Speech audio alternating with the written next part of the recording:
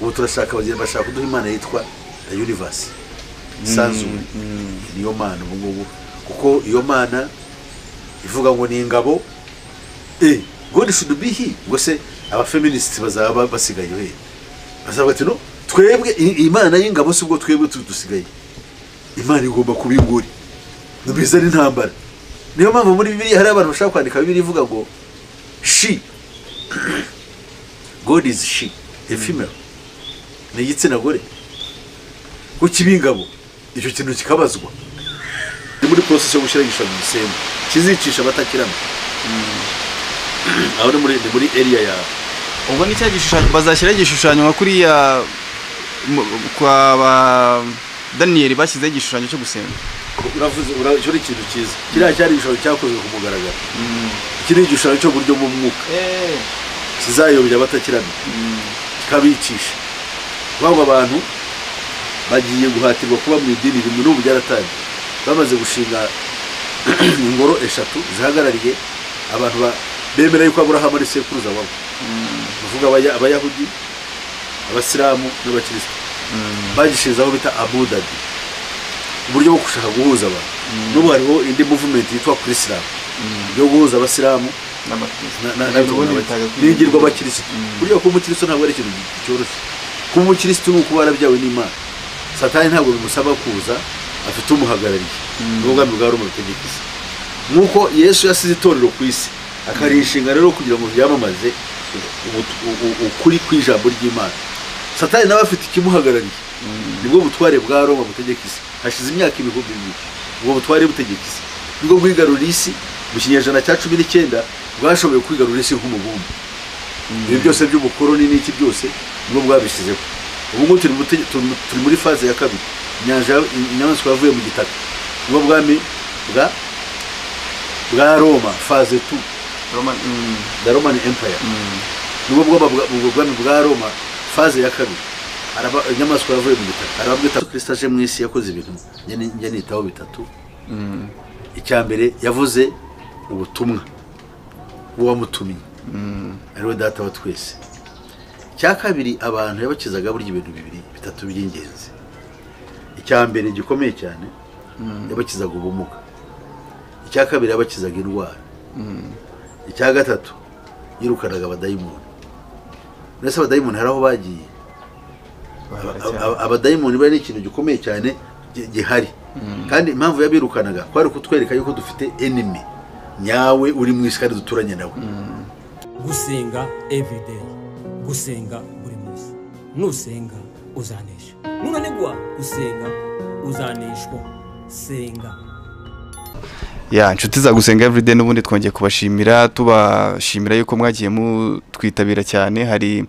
akabuto ka subscription kaba kari kuri YouTube yo kagisa umutuku batari wakora subscription rero turashimiye abantu barenga ibihumbi 400 tumaze kugira ndumva n'urugendo rurerure twagiye tugirana mu gihe gitambutse wenda batumaranye umwaka ibiri barabizi turabashimiye rero n'ubundi aka kanya twongeye kuzana umuntu ugiye gutuma hari abandi bantu n'ubundi nanone baza kuza kureba iki kiganiro abashyashya arabanza twibwire noneho tuze gukomeza ntagari mushya kuri gusenga everyday ariko mu minsi yashize yaratuganirije ako hari n'abandi bantu baje nyuma yuko mwadusuye pastor n'ubundi nkuko channel yacu ari gusenga everyday n'ubundi urabanza dusengere ubundi dukomeze n'ibindi karibu murakoze ndishimye kuba turi kumwe namwe gusenga everyday nukuri ko duherukana kera mushize iminsi ndabashima kandi nkunda ishyaka ry'abantu bakora niyo mpamvu ntabatenguha bagamije kugira ngo bagire icyo bageza kuri rubanda rutuye isi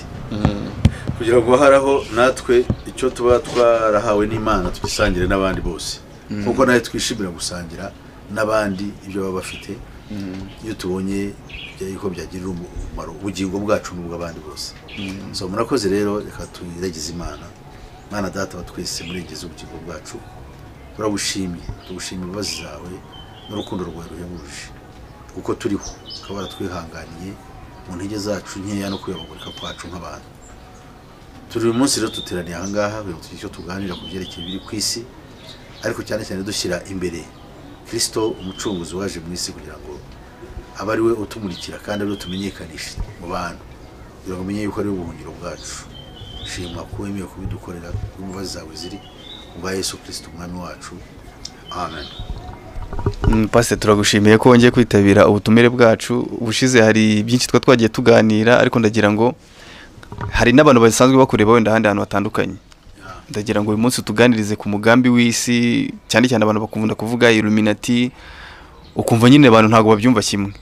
Hari ababifata neza, hari abifata nabi. Ese ubifata gute? Uratunyurira briefly nyine mu magambo makeya tugire igitekerezo tugira kuri ibyo bintu. No kuvuga ngo hari ibintu abantu bavuga bamara kubivuga wa mugani bakumva mu buryo buri superficial. Uvuga ntibajya kuri ibyo bintu. Kandi cyane cyane ko abantu bamwe, hari abantu bavuga bati ibyo ntibindeba, hari n'abandi bavuga bati ni biri mu isi n'ubundi gihe cyo mpfa nuko nabona icyo ndya ntiberaho.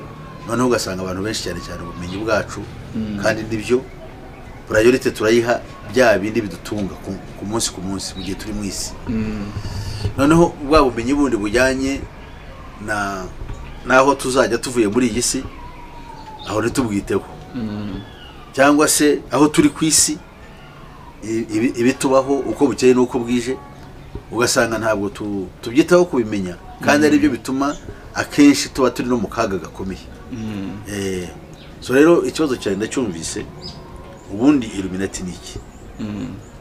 Iyo ushaka kumenya ikintu cyitwa Illuminati ubwacyo, urabanza ukajya inyuma ukamenya icyo bita Satani. Ni ukuvuga ngo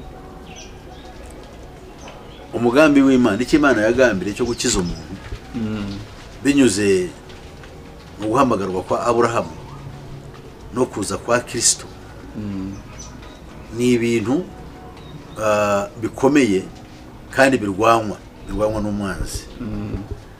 Iyo tuvuga ngo Satani ariho, Satani abantu bamutekereza mu bintu byinshi. Usanga dukemeya nkatwe bari mu cyiciro cy'ubupantekote, dukemeye ngo toka Satani, kuko umuntu akubwiye wenda ku kintu ureba kibangamiye ibyo watekerezaga. Ariko Satani ni ikintu kigari kandi gifite umushinga ukomeye cyane, kandi gihagarariwe, afite system iri mu isi. Abantu benshi ibyo tureba, ibyo abantu bakora biza mu bantu, ugasanga barakora ibintu biri abuzade burya, cyangwa biri bizarre, biterwa nuko ari imyuka y'abadayimoni irimo. Yesu urugero, abo bari abadayimoni Yesu yirukanye mu ngurube. No, ntabwo yabirukanye umuntu bajya mu ngurube. Ingurube zagenda zigwa mu nyanja. Si ukuvuga yuko burya abadayimoni bashize. They are always there. Paulo yirukanye idayimoni ryari mu mukobwa i Filipi, wagendaga aragura. Iyo dayimoni rimuvamo. Na Yesu yaragiye, abadayimoni basiga ku isi. Yabirukanaga mu muntu nkawe, ariko ntabwo babona birukanye. Baramubwiye bati dushakaho iki? Ko twebwe tugereje umunsi wacu. Icyo kintu kigaragaza yuko abadayimoni turi kumwe nabo. Mbere yuko tuvuga ubumuga, tuvuga uburwayi, tuvuga ibiki Yesu yirukanaga, tumenye yuko hari ikintu gikomeye cyane kiba mu isi cyitwa abadayimoni. Ari cyo ureba kizana abantu gukora ibintu biteye ubwoba, kuzana ubwicanyi, kuzana gukora ibintu abantu bareba batari kusura muntu kucya muzi bimabiri. In most cases abo bantu ntabwo baba bari free, baba bari bafashwe mpiri. Niyo mpamvu gukora kwacu tugomba gutekereza, twe nk'abapantekote n'urugero, twemerera mu gukora k'umwuka wera n'imirimo ye y'ibitangaza. Tukemera ko dushobora gusengera umuntu agakira indwara. Twemera ko dushobora gusengera umuntu agakira ubumuga. Ibyo ariko byumvikane, ntabwo turashaka kubihindura komase kuko hari abagenda babikora mu buryo bwa satanike. Icyo tuvuga, Yesu kuki yakoraga biriya bintu mbere akabikora, kwari ukugira ngo bimugaragaze yuko ari we Kristo wasezeranyijwe. Abayuda bagombaga kwizera mbere, n'abanyamahanga tukamumenya yuko ari we Imana yashizeho gukiza abari mu isi. Ni ukuvuga ngo byagombaga kumuhamya kugira ngo yizerwe. Yesu yabwiye abayuda, nimutanyizezwa n'amagambo yanjye, nimunyizezwe n'imirimo. Iyo mirimo yavuga se ni ntabwo ari ugucuruza, ntabwo ari uguhinga, ni ibitangaza yakoraga, kugira ngo bamwizere yuko niba yarakoze ibintu bitakorwa n'umuntu usanzwe wese kuko ko yari umuntu w'ikirenga kugira ngo naho nibyo yavugaga bagire bate babyemere. So rero ngarutse ku kiriya kibazo ku buryo bwacyo nuko urya mugambi w'Imana Satani agurwanya. Bibiliya itubwiye ngo intambara yatangiriye mu ijuru. Tugomba kumva yuko mu ijuru haratuje, hari amahoro. Why? kubera ko mu ijuru Satani ariwe soko y'ibibi yavuyemo. Ubu rero ikotaniro riri hehe? Riri ku isi.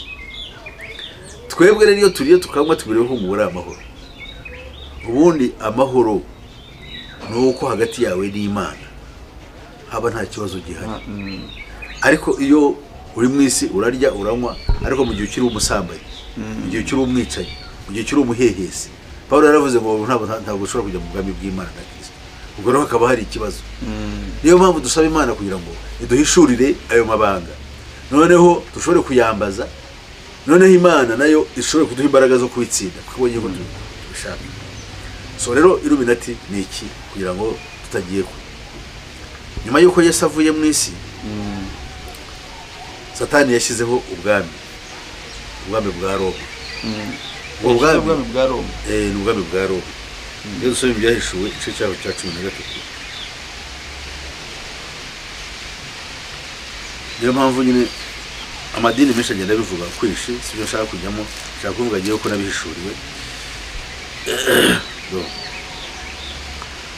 Ngo gihagarara ku musenyi wo ku nyanja, ngiye kubona mbona inyamaswa iva mu nyanja ifite amahembe 10 n'imitwe 7. Ku mahembe yayo hari ibisingo 10, no ku mitwe yayo hariho amazina yo gutuka Imana. Ku mitwe ya mitwe 7. Noneho kandi ibisingo ni amakamba y'ubutware y'amahembe 10. Kandi amahembe 10 ubariho. Hari amadini yigisha yuko yavuyeho nari atatavaho, aho bitabaheruri n'abastrogos n'iki, ariko iyo ni outdated ntabwo ari bo ibi byo ku bantu bamwe babyizera bati. Noneho iyo nyamaswa nabonye yasaga n'ingwe, bivuze ubwami bwa Alexander. Noneho ngo ndavuga ni yahuranyije n'ibiro ko bizi, nawe utabizi uzabaza. Amajanja yasaga na yaruko, ariko ni inyamaswa ikomeye cyane yitwa idubu mu bwami bwa Mede n'Abaperisi. Noneho akanwa kayo kasaga n'ak'intare. Iyo ni ishusho y'ubwami bwa Babiloni.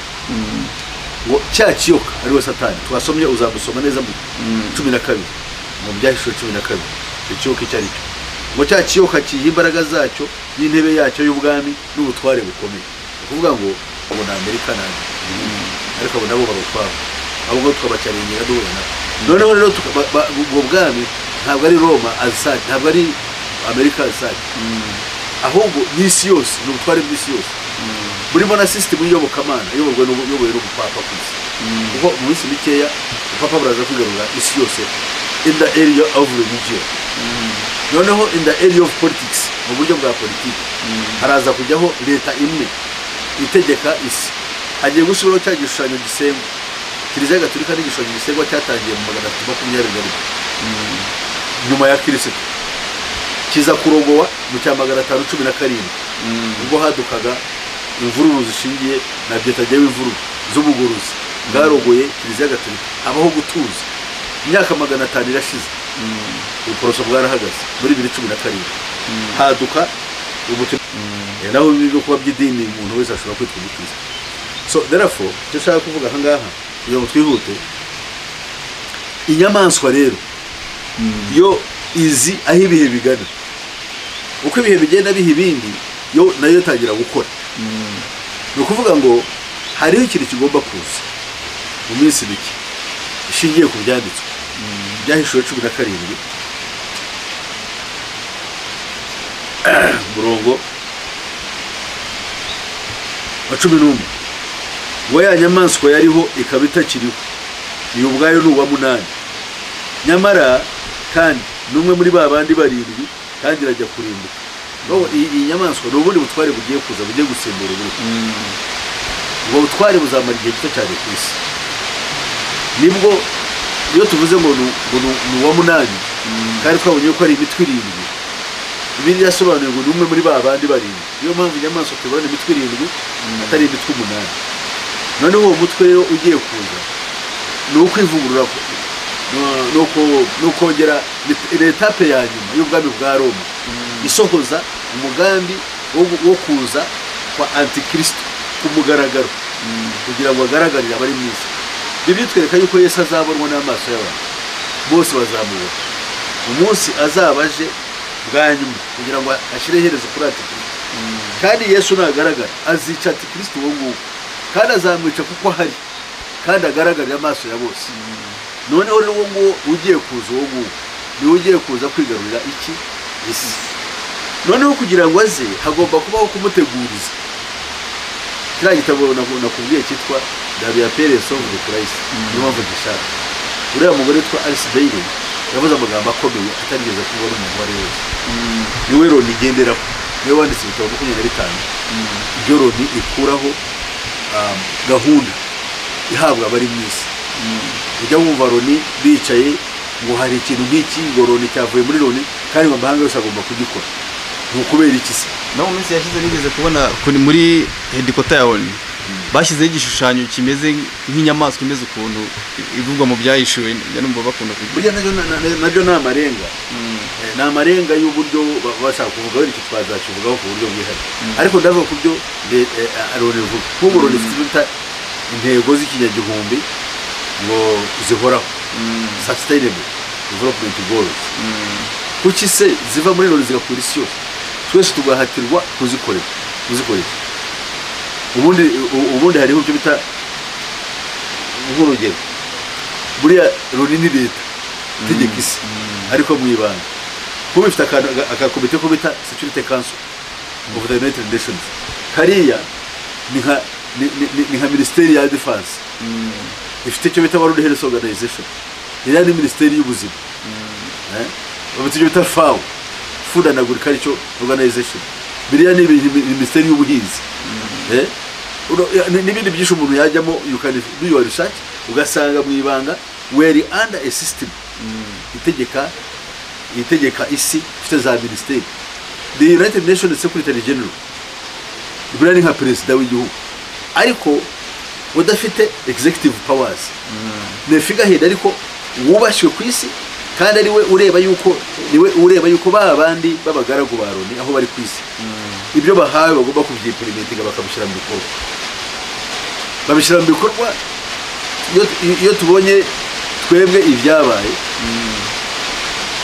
iyo tubonye ibintu byabaye twibaza impamvu ko byabaye, ariko biba byateguwe.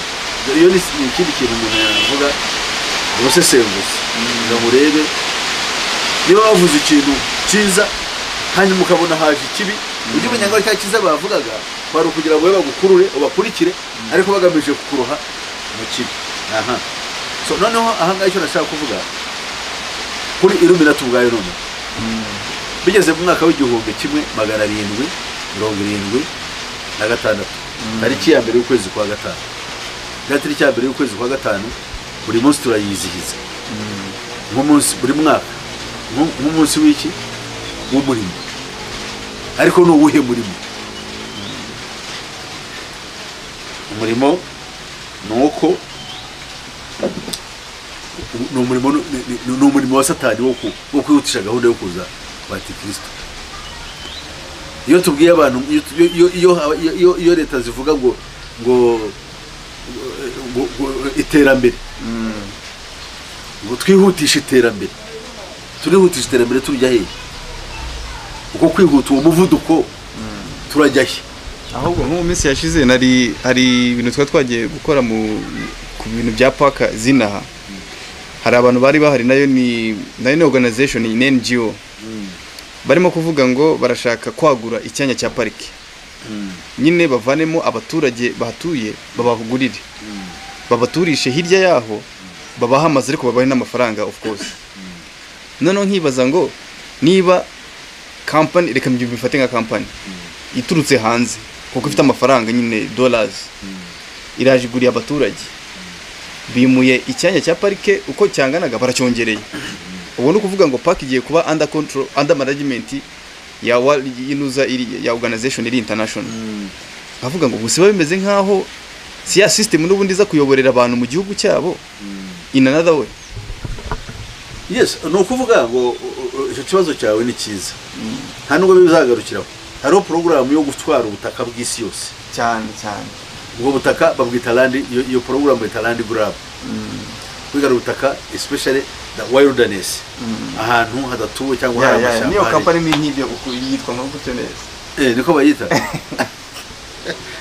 so twebwe ntabwo tuba tubizi ariko those guys bakora ibintu kandi bazana ibintu bakakubwira ikintu nawe wumva icyo bita world conservation movement ngira ngo world wild conservation movement kugira ngo bafate izo nyamaswa ibinyabuzima flora and fauna ni ukuvuga ngo ibibundi byakabaye byiza ariko why don't you think about humanity first kuko umuntu primarily niwe muntu ugomba kubanza gutekerezwa nemereye ko n'ibinyabuzima nabyo ari byiza bikabungabunga kugira ngo bibeho ariko usanga bamwe babireba mu buryo noneho muri kamasho ni ukuvuga ngo izo ngagi cyangwa ibyo binyabuzima bindi bijye bya attractinga tourists noneho bazana iki amafaranga ubukungu butera imbere bw'igihugu ibyo ngibyo nabyo kumva hajemo element y'ubucuruzi no ubucuruzi kuko n'ubundi cyagiye bamaze gufata nakita nka economy yawe yizo nyamaswa igihe bazakurekura wenda tuvuge habayo kutumvikana kwa leta n'abo bantu baba baraje wenda leta zivaho akajya izindi ariko ubutaka buzaguma buhari na zangagizi zaba zihari igihe haje wenda nk'abandi bantu batumvikana bantu bashobora kuzaba ikibazo babandi bagenda bakavuga bati ya mafaranga bari gushora akanya kuko ndi kumva hari more than 50 million dollars bazafata kugira ngo bakonservinge bagiye gukora ibyo bintu none nkibaza ngo abandi bantu bazaza iyo ni ideni n'ubundi twebwe tugomba kuzishyura generation zizaba zihari n'abana bacu abantu iyo bagiye gufata ibyo bintu ntago bita cyane ku gihe kizaza bita kuri aka kanya turi kandi bizatugeraho ingaruka mu gihe kiri imbere niyo mpamvu banumva nyine ni ukuvuga twebwe ubundi naba tuvuga turi mu nzira y'amajyambere ubundi the world economy ubu ngubu in modern times ishingiye kuri manufacturing kuva mu kinyejana cya 18 icyo bitaga industrial revolution aho iziye igihugu cyo navuga ko gitera imbere nuko ziba gitera imbere muri bwa buryo bw'ubukungu bujyanye n'igihe kandi bwashyizweho nk'uko mbere ya industrial revolution habagaho abantu bari ubutunzi bw'isi bwari bushingiye ku bworozi n'ubuhinzi umuntu wabaga afite ibigega afite imyaka afite imirima yabaga ari umukungu ubu bwose bari butabona umukungu jumba ariko noneho haza icyo bita paradigm nshya ishingiye kuri manufacturing none ibintu bijya mu nganda bya bindi uhinga cyangwa ucukura mu butaka bigakorwa bigashyirwa muri za nganda bigakorwamo ibintu bishya n'ibyo bintu bikagurishwa ku mafaranga noneho ubwo bufindo bwaje bukora bw'ubuhanga bwikubiwe na bamwe noneho bamwe babukora nibo bafite n'ubutunzi because they have got batwara bya bindi by'ubutunzi n'abari zahabu n'abari iki bakabitwara kuri make bakagenda bakabishyira mu bubiko bwabo bagakomera bagategeka isi noneho abo bantu ntibashobora kukwemera yuko wowe you industrialize aho rero umuntu udashobora kunsubiza igisubizo icyo kibazo ntabwo yankumvise mu bundi buryo naba ushaka yuko tungana uburyo ubaho nanjye ngomba kubaho if you industrialize ukavuga yuko ushingiye ku nganda yo economy nanjye ngomba gushingira nanjye kuri cyo ngicyo ariko kubera yuko bazi yuko bigenze bityo ubukungu bwagwa kuko byaye nibagurisha baba bazabyikorera babishyira hehe ariko nge nabaho kuko jewe urede jewe ni umuntu ubaho mu buryo buri nacyo ndahinga ni urugero nawe afite ubutaka nge nabaho ntabwo nabaho mu buryo nabwo lavishire bwo kwirata ariko nabaho mu buryo bworoheje kandi bwiza butuma mbaho ariko we ntiyabaho so rero iyo ni uburyo economy yubatswe ku isi tudashobora kudisimantoringa we cannot change it kuko bari babifite bafite imbaraga niyo mpamvu batwara nka za oil za peteroli zacu n'ibindi byose biri mu isi bakabitwarira iki bakabitwarira ubuntu wagiraho ushyiraho urazira n'imbaraga bakakabuzanira disorganization zigize ntambara n'iki byose nka bibera muri Congo bibera muri za Mozambique hariya n'ibiki kugira ngo bya bintu bitware Chipre nibundi njya numva nko muri Congo ngo harano ushobora kugenda ukababona n'ikiro cy'amabuye ya zahabu ariko aho hantu umuntu bitunze yavuga ati wampereje imyenda wenda nk'imyenda n'urugero ngiye nka kwihera ano mabuye kuko kugira ngo bivana aho hantu uzabigezaho bijya gukoresherezwa ni umutekano muke uhari umutekano muke kuko hariya impamvu Congo na Central Africa ntabwo ari Congo yonyine iriya region yose harimo ubutunzi bukomeye hari agatabo nasomye kitwa The Confession of an Economic Hitman kagaragaza ko biriya bihugu biri mu butayu n'ibiri mu mashyamba y'inzitane ntabwo bishobora kugira amahoro kuko muri byo harimo ubutunzi butari bwananiwe kuko nta hantu hadatuwe nta hantu hiherereye so haracyakoramo za research zo kureba uko hameze niyo mpamvu destabilization yabo iri essential kugira ngo bya butunzi bugire bute babugereho so rero niyo mpamvu nyine tureba ibi byose tubibona abantu bakibaza noneho bagakora uko bashoboye cya kibazo kiri hariya bakagihereza ahandi urugero abakongomani bakavuga bati buriya twe ikibazo cyo dufite n'abanyarwanda abanyarwanda bapfuye bagashira twagira amahoro that is why how cheap we are mubwiye ibitekerezo byabo wagereza ko gatari ko dore umwanzi nguyu batiri umwanzi se ari he uwo mwanzi se ahubwo ubwo bwenge babukoye kumenya twe tuzi ibi noneho rero ntitumenye ngo bari abantu bateguye biriya bintu tugenderaho n'umurongo first of all n'abanzi bacu kandi ubwa kuba tutovuye ko ari abanzi bacu ni ikibazo aho icyakabaye ikibazo ni ikibazo kuko tuko ntabwo tubizi niba ari ikibazo rero utazi yuko baribo kandi ikibazo kikaba kitabonera igisubizo kuko yuko ari rwangiye ubwo ibyo biza guhurira he none na Illuminati nk'uko twabonye mu minsi yashize abakongomani baragiye basenya ibi bari barimo gutera ibirindiro bya noza bya UN ibyo biza none guhurira he n'umugambi wa Illuminati nibyo nakubwiraga tariki ya mbere ukwezi kwa gatanu mwaka w'icyambaga 776 hatangiye scheme ku mugaragaro umugabo w'umujesuiti kandi akaba n'umuhanga muri canon law kandi akaba ari n'umuyahudi kandi akaba ari n'umudage mu bwene gihugu witwaga Adam Johannes Weishaupt yahuye na Satani mu buvumo bwa Ingolstadt ari kumwe n'abandi bantu babiri batavuzwe amazina Ingolstadt naga nayo mu Budage intara ya Bavaria mu Budage amuha icyo bita the new blueprint yo kwihutisha gushyiraho gahunda ya Antikristo uhereye rero uwo munsi hatangiwe amasomo ayo masomo niya yanga tubonamo arimo ibingibi byaje higishijwe cyane muri ayo masomo icyingenzi gihari ni isomo ryitwa humanism so humanism niyo yigishije abantu iyo tuvuze humanism turashaka in practice mu buryo bufatika kandi bugaragara tubona ikintu cyitwa rationalism ni philosophy yigisha ko umuntu muri we afite ubushobozi bwo kuba yabimana ndetse umuntu niyoboka amana ubwaryo kuko ritumvikana kuyoboka amana of course ya Kristo ryo n'umwuka uriyobora rigomba kuba gushyirwaho hakurikijwe umurongo w'umuntu human reason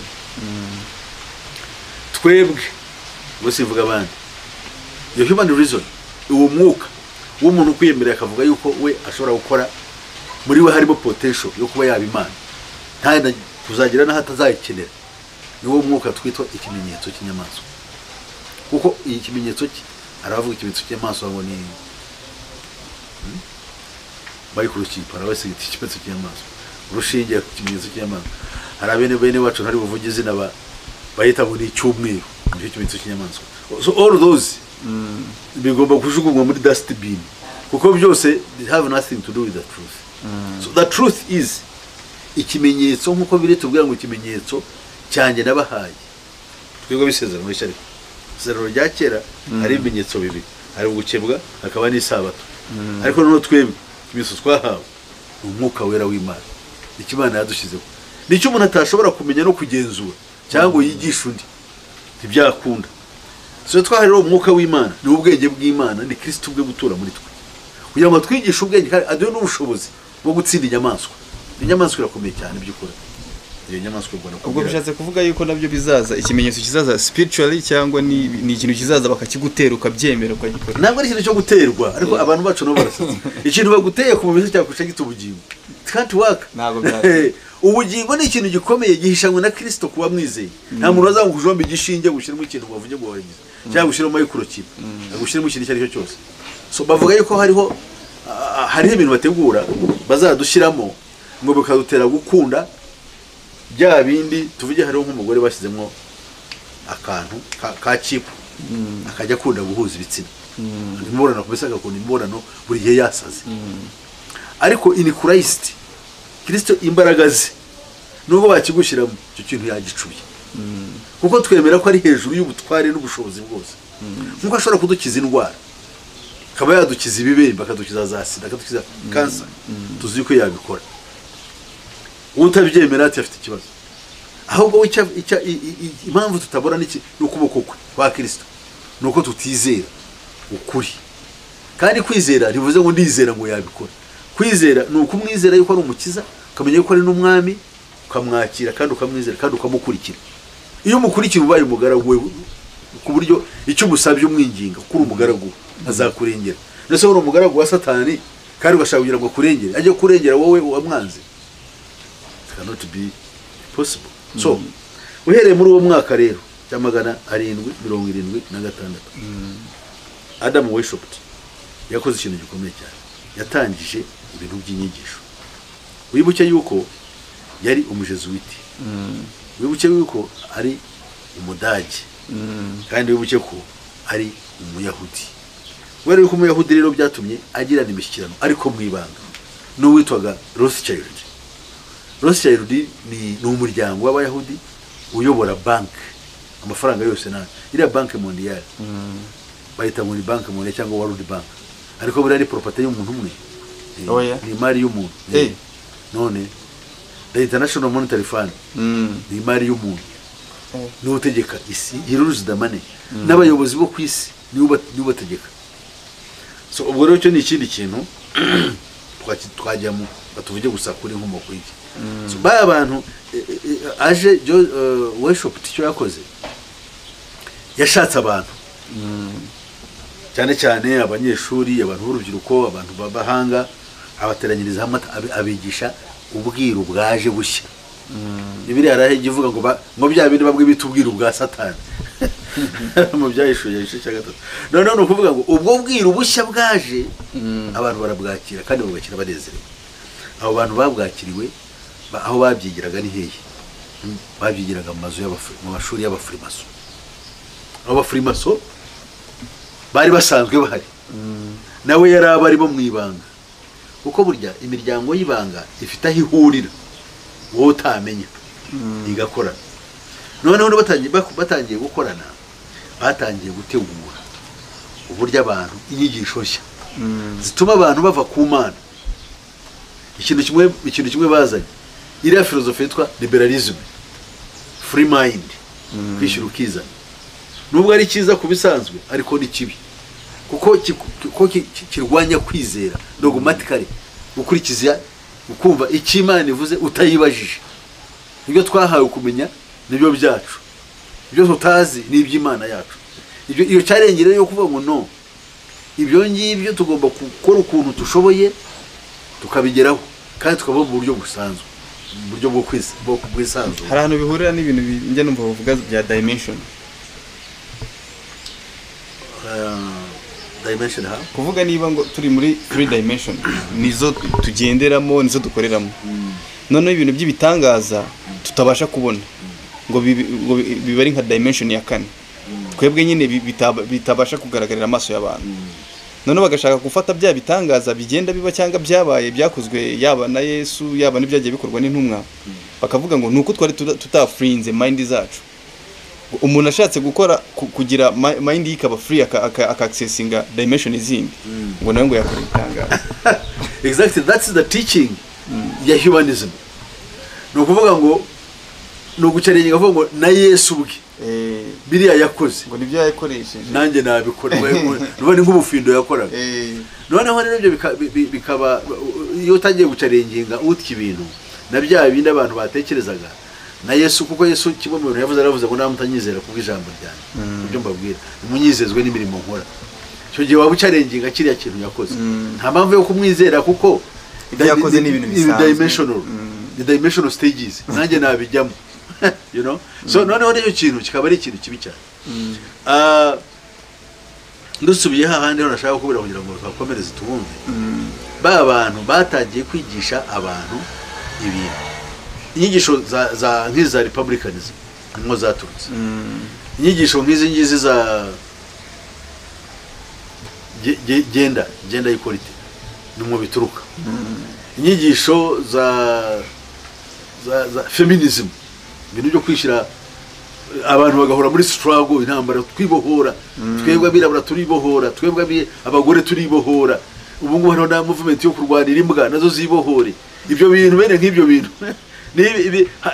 hariho constant struggles ziri mu bintu noneho abantu bakarangarira muri ibyo bintu basa nkaho umwanzi wabo ubu ngubu abagore babona yuko abagabo ari bo banzi babo kandi abagore nibo batubyara nta bacu bashiki bacu kuki se babanzi bacu ngo abagabo mwadutegetse kuva kera amoko amwe akavuga ngo mwebwe twaheze inyuma kera mwebwe mubaho neza abirabura hariho rivalry iri hagati y'abirabura n'abazungu ku buryo hariho n'inyigisho zivuga ngo Yesu yari umwirabura ngo abayuda bari abirabura ugasanga ikintu bagitinze none ukibaza bamugana icyo kintu ubundi bivuze iki niba ari umwirabura niba ari umuzungu ikizima gihari nuko yari umuntu any shape yari afite nta kibazo gihari ikizima nicyo yakoze none ahubwo tugata umwanya kuri bya bindi bidafite akamaro yes hari ikindi kibiri inyuma niyo satani ashaka that tukita ngo labyrinth abantu kuba mu bintu byinshi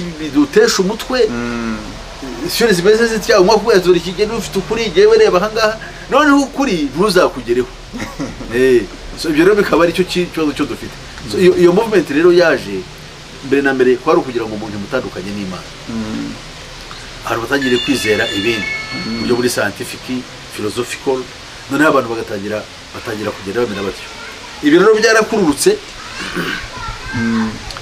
hamwe n'icyo twita industrial revolution twavuze ubukungu burahinduka abantu bagira kubaho mu buryo bw'inganda noneho bwa buhanga byakoranabuhanga bushiye kuri science n'ubwenge bwazanywe n'abadayimoni una akantu gashyanyiramo tuvuga abahanga runaka yavumbuye iki abavumbuye Galileo yavumbuye iki witwa Marconi yavumbuye iki ibyo bintu byabaye mu gihe kimwe in 100 years byari bimaze kuboneka kuki se mbere yose bitari byabaye cyangwa ki bitagikomeza nanone biragenda bikomeza kuko bavuga ngo haje iki kuko iby'ingenzi byamaze kuboneka ubu ngubu cyane no kwimprove kuri bya bindi byagize bite byavumbuye none no kuvuga ngo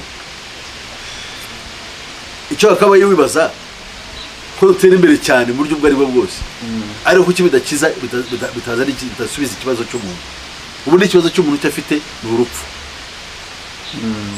yes niyo ultimate end mbi cyane zaba izindwara byaba ibirwaye ibibazo byo dufite icyo bituzanira cyanyuma ni urupfu so rero Yesu akatubwira ati urupfu we ni waduhaye igisubizo cy'urupfu arabati muri jewe unyizera ntazapfa niwe wenyine bavuze atyo ibi ni byose by'abantu bagenda birukanka mu bagira bate ntabwo ushobora kuba byabakiza so rero turi muri confusion ikomeye ubu ngubu rero nk'umwe abantu barirukanka bavuga ngo barahungira i Burayi abantu baragwa mu nyanja muri Mediterranean abandi barajya muri za Arabia bavuga yuko ariho hari ubuzima kuki se bimeze uzi yuko abantu bashobora bavanga bakava muri za Central Africa bakajya mu nyanja bakajya muri za Brazil muri South America kugira ngo bazanyure mu mashyamba y'izitani y'igihugu ngo bazagere Mexico binjire muri Amerika hari abantu bameze batyo abandi bagashaka gucanga y'ubusamo ngo bajye mu Burayi urumva uko imirongo imeze 30 hari abaca mu ihembe rya Afrika bakambuka inyanja itukura bagaca mu butayu bukakaye butayu bwa Yemen bamwe bakabugwamo benshi bashaka kujya mu bihugu nka muri Arabia Saudite kugira ngo bagire iki babone ubuzima abandi bagaca isibo ya Gabiri ikazamuka ikamuka ubutayu bwa Sahara ikagera muri za Libya na za Tunisia bashaka kugira ngo bajye mu nyanja ngari ya Mediterranean nibarangiza bashobora kugera mu Burayi benshi aho ngo barahaba abandi rero bashatse inzira ikomeye cyane kuko mu Burayi barumva yuko nta kigenda bigire muri Amerika bavuye muri Afrika banyura hehe rero nuguca mu nyanja ya Atlantic bakagenda bakagera muri Amerika y'Epfo wenda cyane cyane barasukira muri za Brazil bakazagenda bakazamusha muri bagaca mu bindi bihugu bakazagera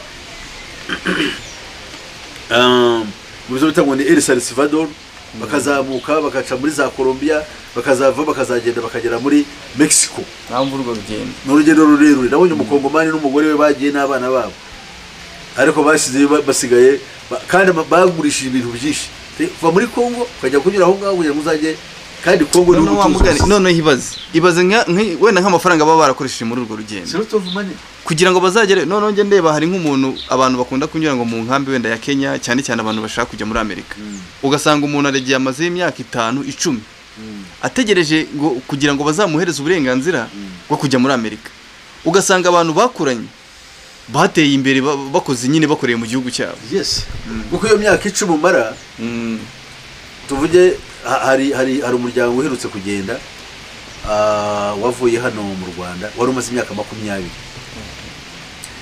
wa wundi bajyanye mu myaka 20 iyo myaka wari mu nkambi bari nukukwica nabi kandi ubwo ntabwo abatwaye mwese byumve nabagize amahirwe nk'abandi babaga bari ku kidendezi iyo kihindurizaga wakigwamo washobora gukira kuri babandi bose abenshi nuvugo Amerika baye kidendezi nibagiye gutwara abantu bagatwara abantu 10 ku bantu 100 ubwo urugero ntanze ko abantu barahaye in 5 years ku bantu 100 bagabatwayeho 10 ubwo so wari barabafasha barabarangaza none bakazava aho gutwara wari umusore nkuko nganuko ukaza none cyagiye cyo kugenda ukazaba umaze kubishigije nta kintu ushobora gukora wagerayo ukabura umuntu ugize uri aho ngaho ntacyo ufite bagatangira gufata abana bawe n'ubu bashaka we bahagushyiraho ukazasaza utyo bibushye ko babana iyo bahageze bagomba kwiga icyo bita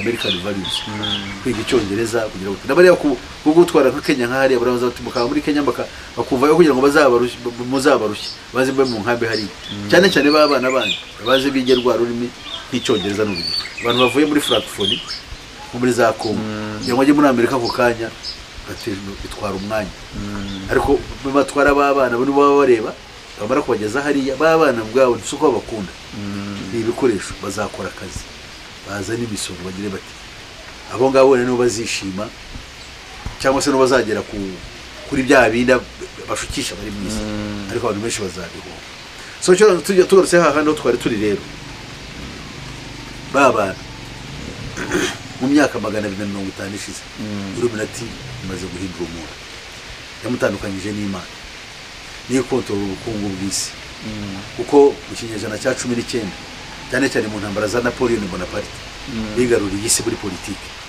n'abami babakuraho muri abo Burayi byari ibihugu by'abami babakuraho mu kinyejana cya 19 bigaruriye Afrika n'ibindi bihugu cyane cyane Afrika ko yari baraniye kwinjiramo kuko Afrika yari inzitane muri Afrika kuyinjiramo byari byaraguye yari ifite indwara iterwa n'umubu yitwa malaria abantu benshi bavaga mu bukonje barapfaga ariko bamaze no kumaze kuvuka ibinini bya malaria bimaze kuboneka cyane cyane hamaze kuboneka ikintu cyitwa malaria queen cyangwa quinini byafashije za kinini na kinini byafashije abantu noneho kuresista cyago binjira muri Afrika nayo barayiperiturete ntabwo ubundi abazungu baba baragiye muri Amerika batari bagera muri Afrika nabo baragiye muri Far East mu burenge burasirazuba bwa kure bw'isi batari bagera muri Afrika so Africa rero was the last conquest kuko bayijiyemo bashobora kwikura ibyo bayikoze mu cyambagara 884 bashizeho imbago zayo bayicamo imirwi barayigabana. Niyo mpamvu ubu nta gihugu cyo muri Afurika gishobora guhindura imbago zashyizweho. Nta gihugu cyo muri Afurika gishobora kuba gukira kora federation n'ikindi, ntabwo bikunda. Bamaze kubishyiraho imbago. Iyo barebye mugiye guhuza nko kureba muri East African Community, ubundi East African Community yacu 2013 hagomba kuba ariho leta imwe itegeka. Cyakaba atari ikintu cyiza se, ntabwo ari byo bashaka rero. Barashaka kubaza kutwexploitinga turyana, bakazana imvururu, gutangira mukangana, cyakiri mwari mushatse kugeraho cyerete kikabura. Kandi uko ibihe bigenda bihibinde, aba perezida benshi bari bafite umutima wo kubikunda, bagenda bavaho. Hakaza abandi badafite iyo vision, bakaba barimo barabashobora. Icyo bashaka ntabwo ari bashaka regional groupings, no, barashaka globe, isi yose kubiri munsi y'ubutware bumwe. Ariyo si ubwo dutegereje, ariyo leta dutegereje igiye kuza, kandi iyo leta izaba leta iri dictatorial, no kuvuga tuyikisha isi igitugu, kandi abantu bazamburwa ibyo bafite, baba bacakara. Ikindi kigiye gukurikiraho muri the area of science, artificial intelligence is going to take over. Tigiye kuyobora imirimo yose ikorwa, abantu bagiye bibera bacakara. Niba ko bacakara bazamura umujyi, abandi bajye mu by'ubusambanyi, abantu bato umutwe. Niyo mpamvu rero urubyiruko rwacu ruhora ruri mu kubyina, bashaka entertainment ngo bashake success, bashake ibintu. Ntabwo umuntu akivuga ngo reka mu muhanga nige medicine n'igiki nzaba umuhanga muri iyo area. No, iyo arareba bimutiza, kandi kwiga kuri mukuru atagaciro. Murariga agagura graduatinga ukamusanga yicaye nta kintu cyakora. None cya kiri cyagega kigukurura umuntu yawe ujye umwete wo kwiga kimaze kuvaho. Ahubwo ubu urareba Eminem nangwa se Kanye West cyangwa n'undi nguwo na hano turabafite bameze batyo, mazina yabo sinyamye. Abo ngabo nibo battracting the Ben naza akakora hangaha intuza. Urubyiruko rwose rashaka kumera nkabo, gukora isi yose igashiduka, bakajya kumva, batega amatwi ibyo avuga. Ubu nta kintu, nta message iri mikiza, ariko gusa abantu turi encouraged gukora ibyo bintu. Niyo mpamvu reba bakora ibitaramo, niyo mpamvu uzasanga bakora ibitaramo hirya no hino. Ibyo bitaramo rero wabyitegereza, wasanga kandi barabishyiramo n'imbaraga. Wasaba igiterane kivuga butumwa, ugasanga ni ikintu rwose kigorana. Ya kuri polisi kuri ibi ngibi, ese uragitwara igiterane cyo uva he, ese kigamije iki, ese we wanditse he, ubuzima bwawe gatozi n'ubuhe. I mean, ariko ndera akaza akavuga ati yarashaka gukora igitaramo, bakaba bamuteguriye induru zikabazavuze, bantu bakarara babigira basamba n'induru zivuga. Ejo narebye ibyo bita ngo ni nyege yari ya muri Uganda, urabibonye urugo bakubizi, abantu basambana bakagomba aho baraye ngo ni music festival. Abantu bavuye no mu Rwanda no mu bindi bihugu bose bagiyeyo, cyamaze nk'icyumweru. Baba ahantu aho barara, bazana umuntu bw'ubuhema bungana nk'ukureba ibwate imeze, kureba yameze agahema bakakaguha, n'undi babwita ngo ubutenti, n'undi bakakamanura. Ariko kare abantu basambaniramo baryama, amafaranga babishyuye kugira ngo ibyo bintu biza amafaranga menshi. Aya masosiyete akomeza MTN zaki nuzabisponsoringa, you know. Ariko abantu baragiye ikiramba bakavamo urubyiruko bamwe ari byo bari mu mutwe. Ariko ashaka gukora nk'ikintu nk'icyo, avuga ati abantu baterane tubabwire Yesu Kristo. Sanga n'ikibazo n'umwe wakurikira. Noneho kandi ikibazo gihari n'abavuga Yesu Kristo nabo uhereye mu kinyejana cya 20 mu mwaka w'1907 abajesuite bafatanyije n'abafrimaso bije mu madini, batangiye gahunda yo kwinjira mu madini ku buryo mwaka w'1983 madini yose azwi yaramaze gucengerwamo n'abo bantu bafite agenda ikomeye gukubita hasi ubukirisitu, kandi iyo gahunda tuyigezeho. Ubwo noneho bivuze ngo nk'ubu ngubu dushobora kubona hari ikigo runaka cyaje mu Rwanda gikora wenda n'urugero ibi gikora amakaroni n'urugero, tukaba twebwe tubona icyo kigo nk'icyazanywe n'Abadage cyangwa n'abandi bantu nk'ikigo gikora ibyo bintu, ariko inyuma yabyo haba hari ibindi bintu. Ibyo akaba byo byereka itangazamakuru, ariko hari ibindi byabazanye. Yes. Twebwe information duhabwa ku kintu cyose akenshi ibiri half baked, there is some truth in it. Haba harimo n'ibyiza kuko bihari, ariko inyuma yabyo hari ibibi. Niko Satani ubundi akora. Uvuga ngo ukinyoma kivanze n'ukuri niyo bikorereye, kandi nyuma yacu harimo kurimbura ubugingo bw'umuntu. So muri make rero Illuminati ni umushinga wo guteguriza Antikristo. Illuminati niyo yateguye n'izi ntambara ya mbere y'isi yose n'intambara ya kabiri y'isi yose. Ubu niyo yateguye n'intambara ya gatatu ariyo turimo turwana ubu ngubu, ishingiye ku bintu byitwa ibyo abantu badahuriyeho, cyane cyane iyobokamana. Niyo ikora ibintu tubona bya izi ntambara zishingiye ku byihebe. Usanga ibyihebe birarwana nk'abariya barwana muri El Delgado, bararwana iki mu mahame ya Kisilamu. Igihugu nka Mozambique hafi nka 90% n'abagatolika. Baravuga barashaka gushyiramo ubuyisilamu. Abayisilamu ni nka 5%. None se n'abatuvuga ngo ni igihe cya demokarasi, banyamuke bategeka bati ni nko kugenda navaga nkagenda nkavuga ngo Arabia Saudite igomba kugendera ku mahame y'igikirisitu. Byakunda se? Kandi sinyure mu nzira izwi yo kubwira abantu ngo mbabwire icyo numva ntekereza cyane. Mbese ibitekerezo byanjye byahe babyemere cyangwa bajyanye, ariko bashyiraho igitugu kaza riterabwoba. Nibyo bibera hirya no hino, na hano muri Kongo bari abagiye funaro nabyo nibyo bakora. Iyo ni turufu yindi yaje irimo abanyuramo kugira ngo bazane urwango rushingiye ku madini. So rero ibyo nibyo reba ubu ngubu abantu bangana. Iyo ugiye muri Aziya, Abahindu bararwana n'Abayisilamu, Ababuda bararwana barangana n'Abakristo. So that's what they want, kugira ngo ibintu by'imyizerere abantu babite babyicanire, bibe na ngombwa yo kuvuga ariko ibyo bintu bibundi bimaze iki. Why don't we change? Tugashyiraho idini rimwe, kuko ntabwo bavuga idini rizabaho. Hagomba kuba iki idini rimwe riramya iyo Mana, kandi iyo Mana siyo ko iyo Mana ni igihe nese nimara kubibure bwo ni abagabo nabo nibazageraho ubwo nyine no kurwana, kuko n'abagabo nabo bazatangira kuvuga. Hariho movement muri Amerika yitwa Save the Males, ngo ni mutabari igitsina gabo kirarimbutse kuko kirimo kirarwanwa. Abo nabo bafite ababumva. Noneho iriya isanzure yo ikiza nta gitsina igira.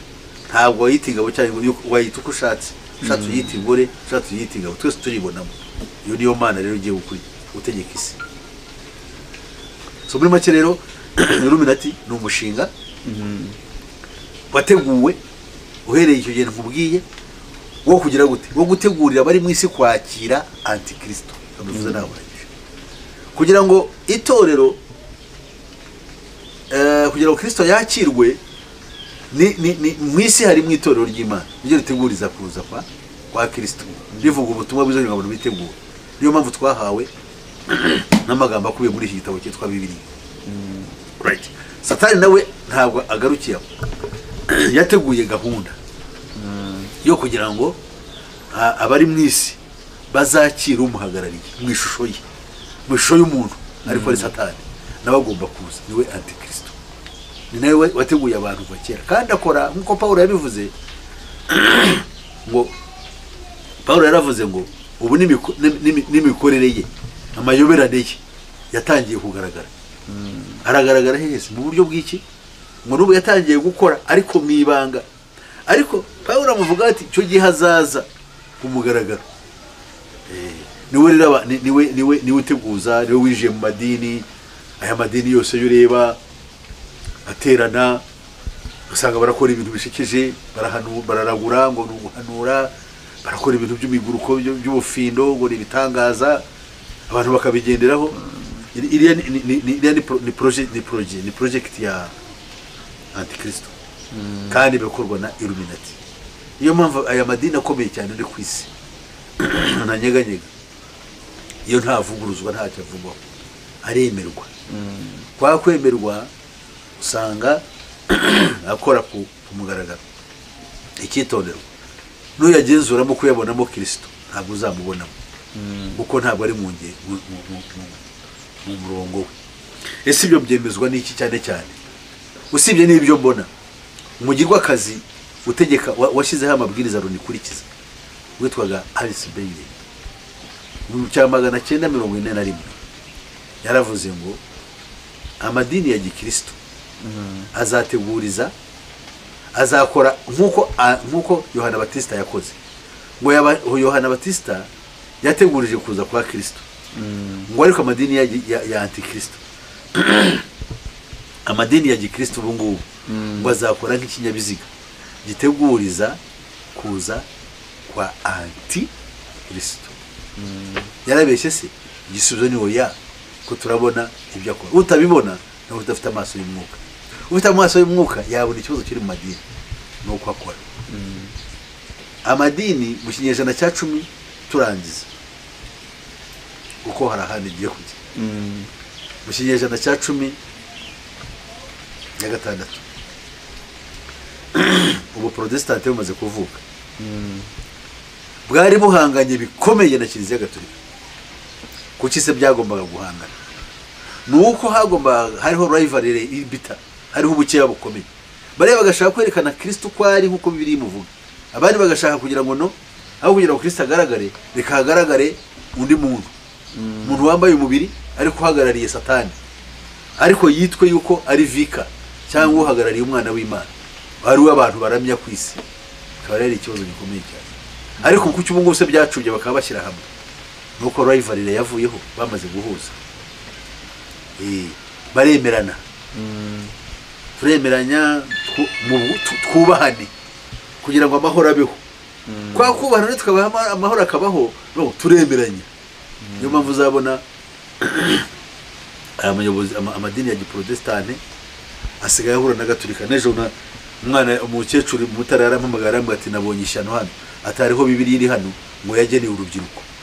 Ati ngiye kwitegereza bona yanditsemo ngo yateguwe n'amatorero y'abaprotestante afatanyije na Kiliziya Gatolika. Barafatanyije bashyizeho intuza mwebwe ngo murayizi cyane cyane abanyabadivero bayikunze. Bibiliya yitwa ijambo ry'Imana nayo bayanditse bahuje. Hariho n'indi no banditse ngo yageneye urubyiruko ariko bayihuriweho. Twayihuriyeho dute tutizera kimwe? Icyo kibazo. That's a very big problem. Noneho hari philosophy ivuga ngo ibyo tudahuriyeho tubyihore, reka ibyo duhuriyeho ariyo dukomerezaho, ariko dushobore gukora umurimo. Murakora se uhe murimo? Murakora uwanyu. Kikaba ari ikibazo. Aho rashaka kugira ngo ndangiriza murakoze. Antikristo rero nuwo niyo Illuminati, n'umushinga ukomeye muri mu nzego zose, muri politike, mu bukungu urimo, mu kintu gisirikare urimo, mu bintu byose, mu byaha bikorwa mu isi, bya terrorisme urimo. Ikitonderwa nuko Illuminati igizwe n'imiryango ikorera mu ibanga kandi rikomeye. Ultra secret societies, ku buryo umuntu usanzwe nkanjye nawe kugenda uve ukabura bisanga ndabimenya ntabwo byakunda. Niyo mpamvu umurimo wacu kwanza ari ukubanza kugira ngo abantu bahungire muri Kristo, baze bahabwe umucyo we. Nimaze kugira Kristo akaba umucyo w'ubugingo bwawe, niba ushobora kumenya n'ibindi biri mu mwijima ubona, kuko ubona bitandukanye nuko amaso yawe abona, ya maso y'umwuka. Ubwo nagira ngo rukira urakoze. N'ubundi nkuko twatangiye dusenga turagira ngo dusengere ubundi dusoze. Nawe utaha niba utanga na adresse wenda simbizi. Ubundi ni Pastor Peter Musisi. Abashaka gukurikira aya masomo ku buryo bugaragara bazansanga hano muri mujyi wa Kigali, dukorera hariya mu Nyakabanda. Rero mu Nyakabanda ya Kimisagara hariya haruguru yo kwa Mutwe, abantu barahazi kuko bita ku muhanda wa Gaddafi. Ku cyapa cyitwa Café du Siècle, ugeze aho ngaho wabaza ku kigo cy'amashuri. Ikigo cy'amashuri cyitwa Pacifique, ariko kikibura mwaka ko hari undi cya primaire. So kikibura mwaka rero niho turi haruguru gatoya. Twaba duhura n'abantu tukigisha imbona nkubone amasomo yo kugira ngo abantu bazahuke. Nkaba rero nababwira telefone yangendanwa ariyo 0788 50 66 nibwira yuko baza kwishyira hajya ikiganiro kikagaragara bakaza kuba bayireba bashaka kumugara bakamugara iyo nomero bazareba ku kiganiro nayo no kuri WhatsApp kugira ngo bambaze cyangwa se bangisha inama uburyo bushoboka. Imana ribaho umugisha ikadusenga. Mana yacu ikomeye turagushimye abanye natwe komeze kandi ubare natwe turindire muri iyi simbi y'umwijima yuzuye imikorere y'umwanzi kubabazi zawe kandi tuzajye mu bwandu bwawe mu gihe gikwiriye kubwa Yesu Kristo umwami wacu. Amen. Gusenga everyday, gusenga buri munsi. Nusenga uzanesha. Nunanigwa gusenga uzaneshwa. Senga.